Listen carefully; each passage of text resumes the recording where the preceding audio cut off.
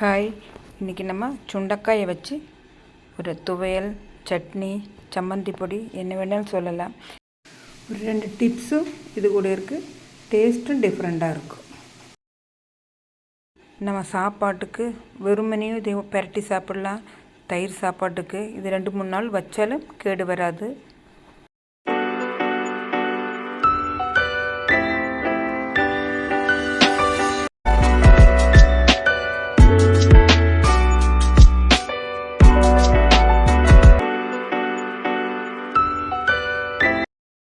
தேங்காய் எண்ணெயில் தான் இது வறுக்கிறோம்.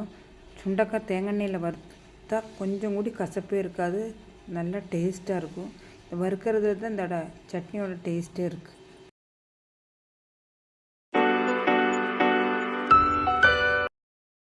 சுண்டைக்காய் வறுத்து அதை எடுத்ததுக்கப்புறம் அதே பேனில் ஒரு டீஸ்பூன் எண்ணெய் ஊற்றி ஒரு துண்டு பெருங்காயம், 4-5 காஞ்ச வரமிளகா, 2 டேபிள் ஸ்பூன் கடலைப்பருப்பு, 1 டீஸ்பூன் உளுந்து, 1/4 டீஸ்பூன் ஜீரகம், இதெல்லாம் நல்லா வறுத்து எடுத்துடணும். வறுத்து கோரி தனியாக எடுத்ததுக்கப்புறம் அதே பேனில் நம்ம 2 டேபிள் ஸ்பூன் தேங்காய் நல்லா சகப்பாக வறுத்ததுக்கப்புறம் ஒரு 10 சின்ன வெங்காயத்தையும் அது கூட சேர்த்து, ஒரு பல் வெள்ளை பூண்டையும் சேர்த்து நல்லா வறுத்து, அது கூட நம்ம அந்த ஏற்கனவே வறுத்து வச்சுருக்கிறதெல்லாம் சேர்த்து மொத்தமாக நம்ம இது எவ்வளோ வறுக்கிறோமோ அதில் தான் டேஸ்ட்டு. கறியே கூடாது, இடவிட்டு இளக்கிட்டே இருக்கணும்.